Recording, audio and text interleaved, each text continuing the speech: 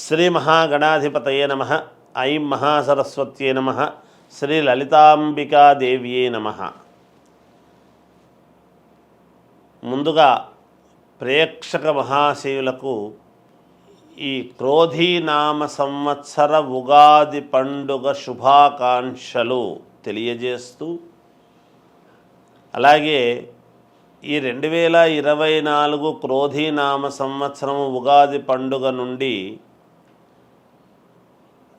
ద్వాదశ రాసుల వాళ్లకు ఎలా ఉండబోతుంది, ఏమిటి ఈ సంవత్సరం అంతా కూడా ఎవరెవరి వ్యక్తిగతమైనటువంటి జాతకాలు ఏ విధంగా ఉండబోతున్నాయి, ఏమేమి పరిహారాలు చేసుకుంటే మీకు ఇంకా మేలు జరుగుతుంది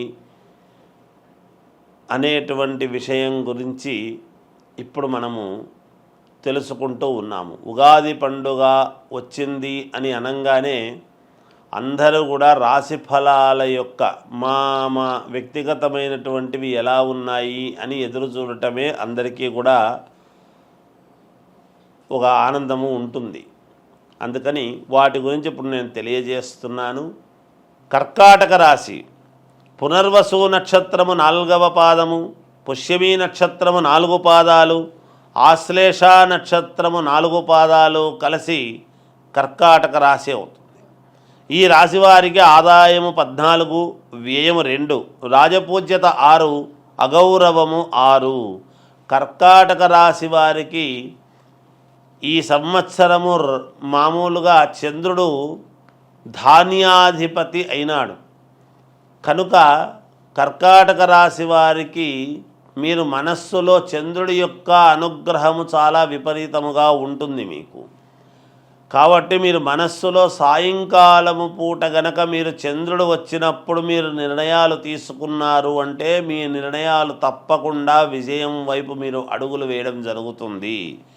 అంతేకాకుండా అనుమానముగా నేను చెయ్యగలనో లేదో అనేటువంటి భావన కాకుండా తప్పకుండా దృఢ సంకల్పముతో మీరు అనుకోండి. సాయంకాలము పూట రాత్రిపూట మీరు అనుకోండి, తప్పకుండా జయం కలుగుతుంది. సర్వకార్య జయం అంటున్నాడు.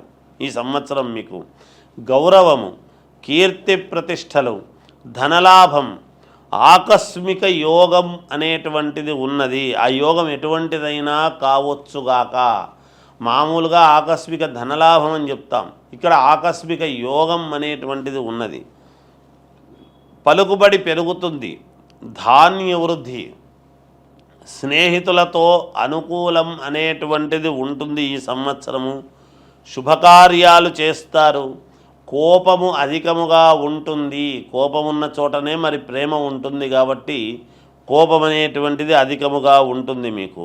గృహలాభము, కొత్త ఇల్లు కొనుక్కోవటము కానీ, ఫ్లాట్ కొనుక్కోవటము కానీ, ఏదైనా వసతికి సంబంధించింది మీరు తప్పకుండా కొనుగోలు చేస్తారు. అలాగే ఆభరణాలు కొంటారు. ఉద్యోగలాభము, స్థానచలనము రెండూ ఉన్నాయి. కొత్త వాళ్లకు ఉద్యోగాలు లభిస్తాయి, ఉన్నవాళ్లకు స్థానచలనము ఉంటుంది మంచి చోటికి. విద్యార్థులకు చాలా మంచి యోగకాలముగా ఉన్నది. వ్యాపారస్తులకు చాలా యోగవంతమైనటువంటి కాలమే. వాళ్ళకు కూడా చిన్న వ్యాపారాలు చేసుకునేటువంటి వాళ్ళ దగ్గర నుండి పెద్ద వ్యాపారాలు చేసుకునేటువంటి వాళ్ళ వరకు కూడా చాలా బాగుంది అనే తెలియజేస్తున్నాను. సినిమా వాళ్లకు అనుకూలముగా ఉన్నది. మంచి సినిమాలు తీస్తున్నారు అని ప్రశంసలు రావటము కానీ, లేదా అవార్డులు వచ్చేటువంటి విధముగా కానీ ఉండవచ్చును. ఇక కోర్టు పరమైనటువంటివి ఏమైనా మీకు రావాల్సినటువంటివి ఉంటే మీకు అనుకూలవంతముగానే ఉంటాయి అని తెలియజేస్తున్నాను. భూక్రయ విక్రయాలలో మంచి లాభాలు గడిస్తారు. ఇక రాజకీయ నాయకులకు పదవీ యోగము ఉండేటువంటి విధముగా ఉన్నది. ఖచ్చితంగా మీకు పదవి అనేటువంటిది లభించి తీరుతుంది.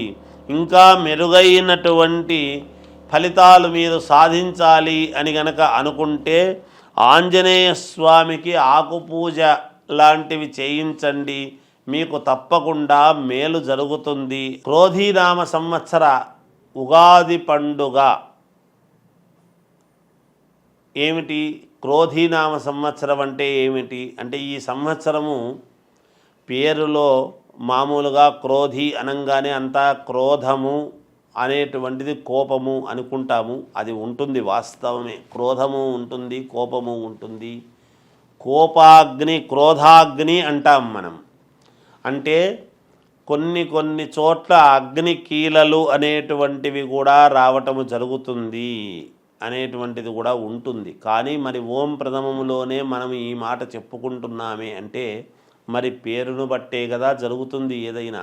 అయితే అగ్ని, క్రోధాగ్ని అనంగానే మనకేమనిపిస్తుంది అంటే అబ్బా ఎలా ఉంటుందో ఏమో ఈ సంవత్సరం అనుకుంటాం. పైగా మంగళవారము, కుజుడు ప్రాధాన్యత, కుజుడు రాజైనాడు ఈ సంవత్సరం. మంగళవారము అనంగానే మంగళం మహత్తని, ఎప్పుడూ కూడా మంచిదే మంగళవారం. మంగళవారం ఎప్పుడూ కూడా చెడ్డది కాదు, మంగళకరమైనటువంటి రోజు మంగళవారము. కనుక ప్రజలందరికీ కూడా మేలే జరుగుతుంది గాక. అయితే క్రోధాగ్ని అని ఎందుకంటున్నాము అంటే అక్కడక్కడ అగ్ని అనేటువంటివి కొంత కాస్త మనము అగ్ని మంటలు అనేటువంటివి జరుగుతూ ఉంటాయి. కానీ దాని వలన మన శరీరంలో కూడా అగ్ని అనేటువంటిది ఉంటుంది గాక. కోపాగ్ని, క్రోధాగ్ని అని ఈ ఎప్పుడు అంతర్మథనం అనేటువంటిది జరుగుతుంది. అంతర్మథనములో నుంచే కదా ఒక మహాద్భుతమైనటువంటిది ఆవిష్కృతం అవుతుంది. అది గమనించాలి మనం.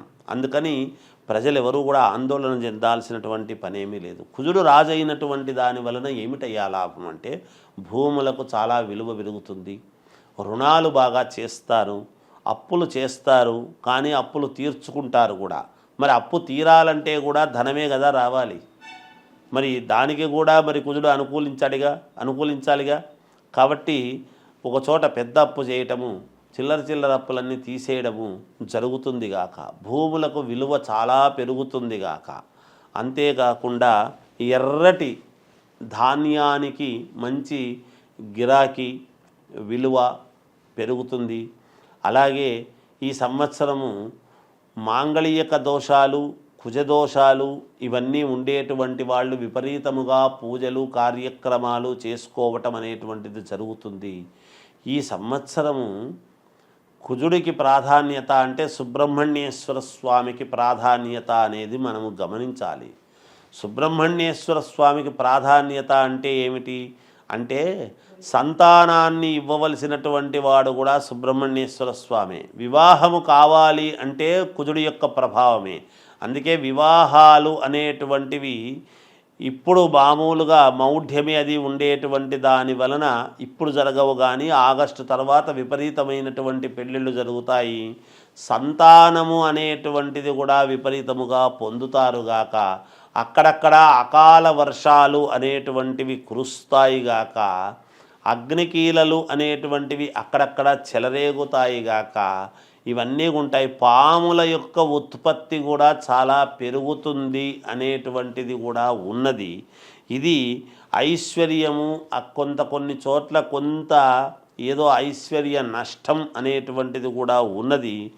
సరిహద్దులలో, దేశ సరిహద్దులలో యుద్ధ వాతావరణం అనేటువంటిది కూడా ఉంటుంది.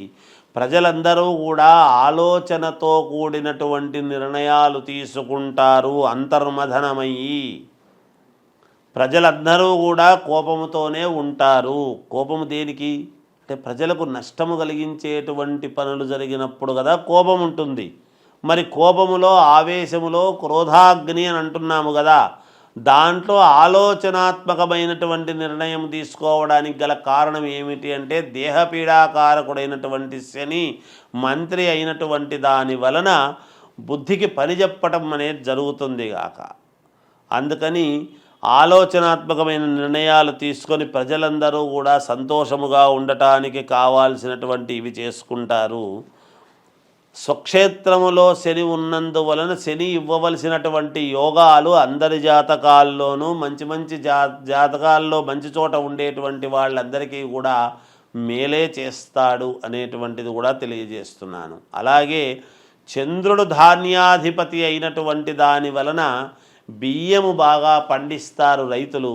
బియ్యానికి బాగా ధర పెరుగుతుంది అనేటువంటిది కూడా ఉన్నది.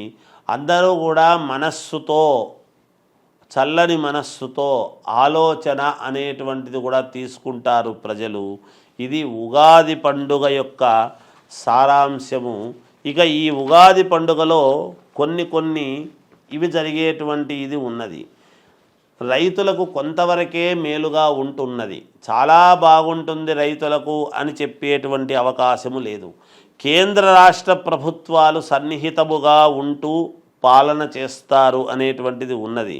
అకాల వర్షాలు కురుస్తాయి, ఎర్రని ధాన్యాలకు విలువ ఉంటుంది. అలాగే ప్రకృతి ప్రకోపం అనేటువంటిది కూడా ఉంటుంది. అప్పుడప్పుడు ప్రకృతి కొంచెం కోపించడం ఉంటుంది. కొంత ఐశ్వర్య నష్టము, రాజకీయాలలో ఉండేటువంటి వారికి కొందరికి ప్రాణాలకు కొంచెం జాగ్రత్తగా చూసుకోవాల్సిన అవసరము ఉన్నది. అత్యంత ప్రముఖులకు కూడా కొన్ని ఇబ్బందులు ఉంటాయి అని తెలుస్తూ ఉన్నది. పొత్తులతో కూడినటువంటి పార్టీలు రాజ్యమేలుతాయి. సినిమా వాళ్లకు కొంతమందికి కష్టాలు అనేటువంటివి తప్పేట్లా లేవు. ప్రముఖ వ్యాపార దిగ్గజము ఇంట్లో ఇబ్బందులు ఉంటాయి. పశువుల ఉత్పత్తి తక్కువగా అయినా కూడా, ఈ సంవత్సరము పశువుల ఉత్పత్తి తక్కువైనా కూడా పాలు పెరుగు అనేటువంటివి మాత్రము సమృద్ధిగా దొరుకుతాయి. ఇది ఈ క్రోధీనామ సంవత్సర ఉగాది పండుగ యొక్క పంచాంగ ఫలితం అని తెలియజేస్తూ జయోస్తు.